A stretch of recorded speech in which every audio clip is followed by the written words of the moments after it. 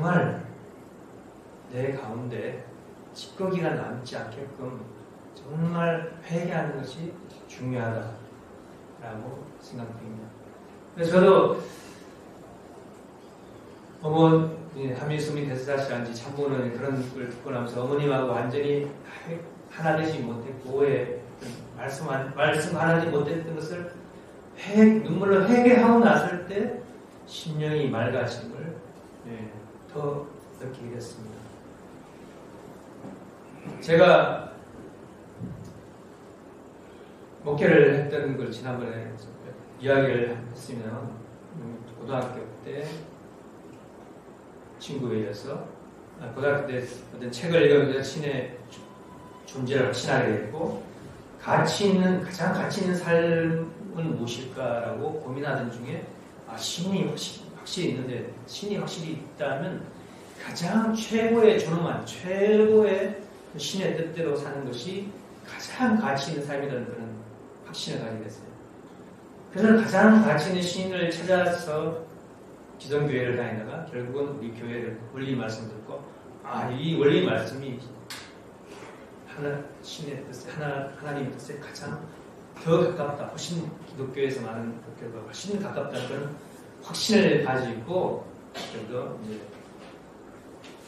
우리 교회를 다니게 되고 또 대학교에 갈 때도 사회에서 직장에 일을 할 것인가 아니면 신학교에 가서 하나님의 어떤 공적인 일을 할 것인가를 고민하다가 정말 가장 가치 있는 삶은 하나님의 뜻대로 사는 것이다.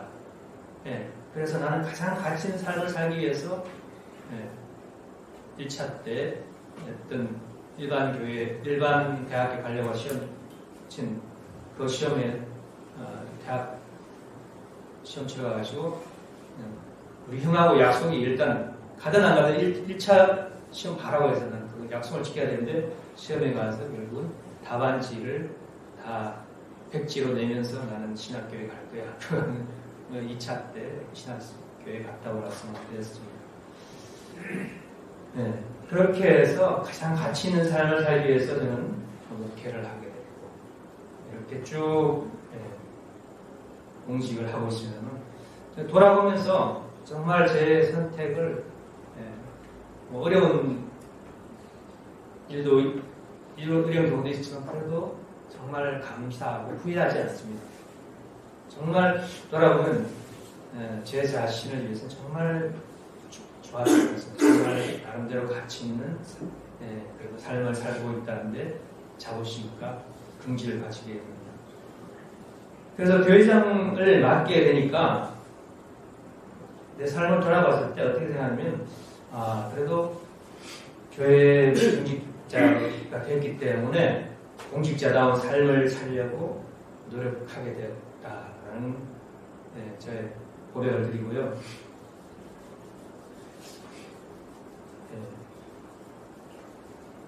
또 교회에서 보면 목회자뿐만 아니고 여러 공직이 정말 가치 있는 것 같습니다.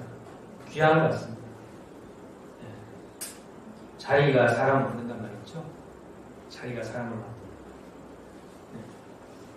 그 자리에 맞는 사람이 되려고 그 사람이 노력하게 된다는 거죠. 어떤 책임을 맡으면 장로 권사가 되면 장로 권사답게 살려고 노력해야 돼요. 내가 장로인데 내가 권사인데 이러면 안 되지. 이렇게 해야지. 이렇게 하고요. 다시 좀 더 다짐하게 되고 그렇게 또 재직회장, 부인회장, 홍장 그런 거 맡았을 때 내가 이런 직함을 가지고 있는데 내가 교회 일에 앞장서야지. 내가 더 몸을 보여야지. 그러면서 좀 더 자기를 다잡고 노력하게 되죠. 그렇게 노력하는 것을 조건으로 해서 하나님 부모님께서 역사하시는 것을 저는 여러 차례 목회를 통해서 보면서 확신하고 있습니다. 누가 되든지 그래서 오늘도 여러 가지 결산을 하고 새롭게 JP한테 부인회장도 선출한다고 알고 있습니다. 누가 되든지 하늘의 축복을 사양하지 마시기 바랍니다. 사양하지 마시고, 야, 이건 하늘이 맡겨주신다면 뭔가 뜻이 있구나. 나를 통해서 하나님 뭐 이루고자 하시는 뜻이 있고, 나를 통해서 하시고자 하는 일이 있구나 하시면서, 자기가 뭐 완전해서 그걸 어떤 직분을 받는 게 아니죠. 불완전하기 때문에 더 완전하라고, 이걸 통해 더 성장하라고 하는 직분이죠. 그런 의미에서 잘 받아서 감당할 수 있는 분들이 되시면 좋겠습니다. 교회에서 직분을 맡게 되면 무엇보다도 하나님의 뜻과 내 뜻을 일치시키려고 노력하게 됩니다. 신앙의 궁극적 목적은 어떻게 보면 하나님의 뜻과 내 뜻이 일치되는 것입니다. 그래서 참부모님은 이 정오정착을 말씀하셨죠. 정오정착. 정오정착. 적도에 가서 12시가 되면 그림자가 생기지 않죠. 딱 머리 위에서 해가 이렇게 그림자 옆으로 안 생기고 밑으로 되면 그림자가 생기지 않죠. 그게 바로 정오정착이죠.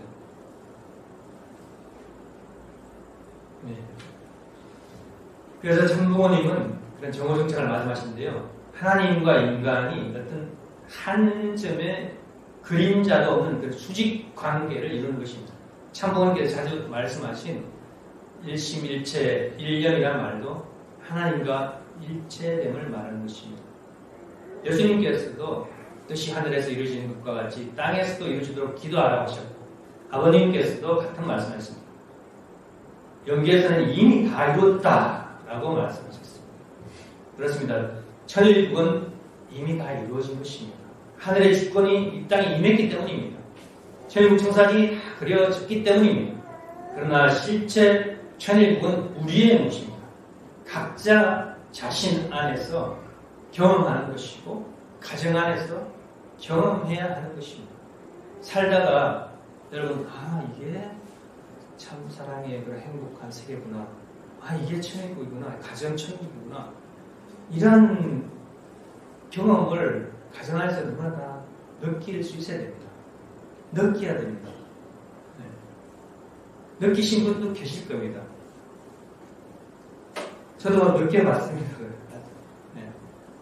그런 여러분들 다는 못 느꼈습니다. 여기 계신 모든 분들이 가정을 이게 가정천국이라는 이 느낌, 이 분위기, 이 기분, 이런 환경, 이것이 천국이구나 하는 것을 가정에서의 진정한 행복, 그것을 스스로 경험해야 됩니다. 그것이 바로 천일국이 되는 것입니다. 내 안에는, 우리는 논리에서였죠. 내 안에는 하늘의 뜻과 사탄의 뜻이 공존한다고 했죠. 우리는 타락인간으로 중간 위치에서 있어가지고 하늘의 뜻이 나를 지배할 수도 있고 사탄의 뜻이 나를 지배할 수도 있습니다.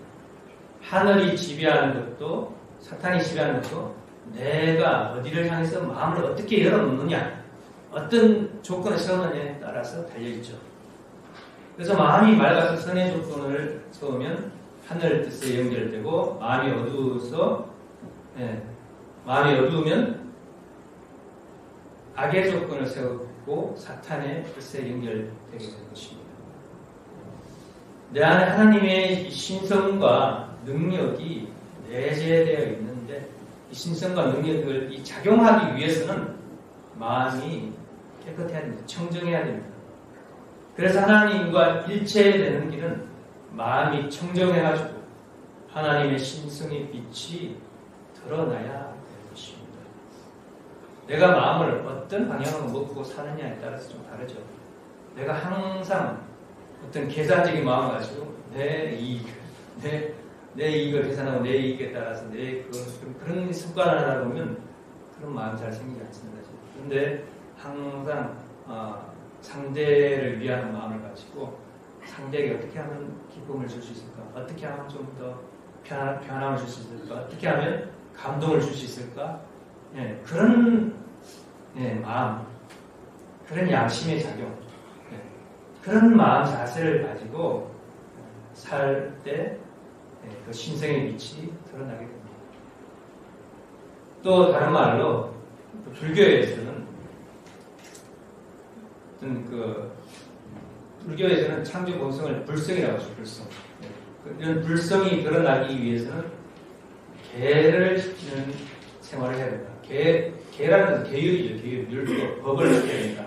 어떤 정해진 것을 법도를 제대로 지켜가지고 그런 생활을 통해가지고 마음이 고요해지고 평정해져야 된다라고 말합니다.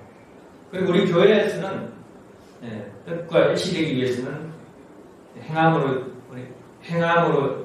인해서 의로움을 얻는 시대인 행위 시대를 거치고 또 믿음으로 의로움을 얻는 신의 시대를 거치고 또 모심으로써 의로움을 얻는 시의 시대에 도달해야 됩니다. 시의 시대가 뭐냐? 하나님과의 심정과 일치되는 시대를 말합니다. 그래서 심정일체란 정오정착의 자리에 서는 것입니다.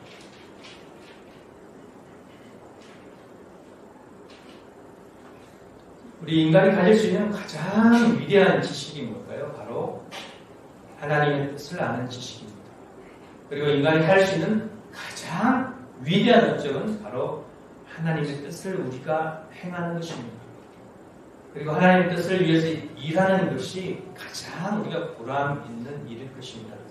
그래서 우리의 삶에 비록 역경이 있다 할지라도 하나님의 뜻을 위해서 하나님의 뜻을 구하는 삶은 우리에게 결국은 진정한 평화와 행복을 보장해 주는 것입니다.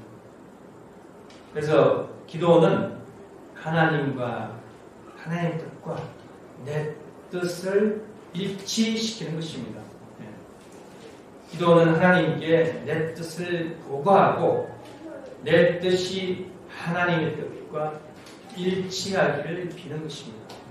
그래서 명상 우리가